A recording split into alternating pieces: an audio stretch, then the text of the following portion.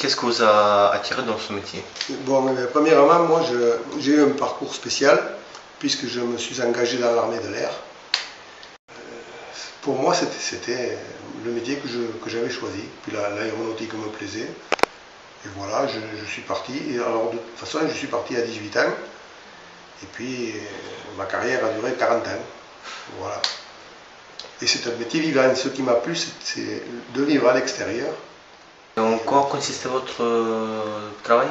Alors, je dépannais les systèmes électroniques à bord des avions. Je travaillais toujours sur avion, c'est-à-dire à l'extérieur.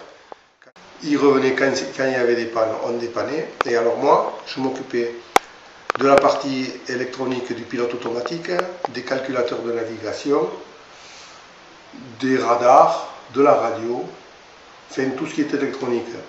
Et il y avait des ateliers où j'avais des collègues qui, eux, dépannaient les moteurs. C'était les mécanomoteurs. Il y avait les cellules qui s'occupaient de la cellule et des systèmes hydrauliques. Et il y avait les équipementiers. C'est un travail où il faut être spécialisé. Quelle voie d'accès vous avez utilisée pour accéder à ce métier? Alors, pour avoir l'accès, moi j'ai eu le BEI industriel à l'époque. Il y avait le CAP, le BEI, et j'ai fait un BEI d'électromécanicien. Ensuite, à 18 ans, bon, comme je ne savais pas trop quoi faire, et j'avais envie d'aller dans l'armée de l'air, je me suis engagé et j'ai fait une école à Rochefort d'électronique. Pendant un an, on étudie l'électronique et l'électronique avionnée, les avions. Et au bout d'un an, on sort et on va en formation, on commence à travailler sur avion. Parce que j'ai fait des avions et des hélicoptères. J'essaierai d'être toujours sur hélicoptère, puisque c'est le plus simple. Hein. Ah oui? Ah oui, oui. C'est intéressant. Oui. L'hélico, c'est terrible. Tu te déplaces beaucoup, tu vas voir des pays, tu fais des vols où tu vois des paysages en basse altitude. L'hélicoptère, c'est le pied.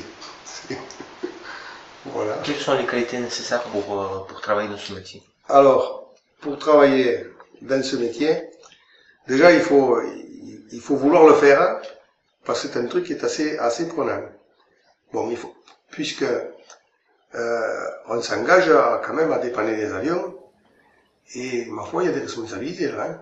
Alors, il n'est pas question d'embaucher à 8 heures et de partir à midi. Là, le travail, c'est l'avionique qui le demande. Hein. Donc déjà, il n'y a pas d'horaire stable. Ensuite, il faut être sérieux dans son travail. Hein. Et il y a des inconvénients, c'est qu'on risque d'être muté, qu'on risque d'aller à l'extérieur. Ça peut être un inconvénient pour la famille, c'est-à-dire que tout le monde déménage. Hein. Ça peut être un avantage, puisqu'on a la possibilité, quand on n'est pas content de vivre à un endroit, d'aller à un autre. Hein. Si tu veux aller en Afrique, tu vas en Afrique. Tu vas aller en Angleterre, tu as possibilité d'aller en Angleterre travailler. Et combien de temps vous avez travaillé dans ce métier? Alors, j'ai fait 32 ans de carrière. Et après, j'ai abandonné, bien sûr, parce que c'est des métiers où il faut être jeune, parce que tu es toujours à l'extérieur. Il faut se donner un peu. Ça prend beaucoup de force, beaucoup de temps. Voilà, ça prend du temps.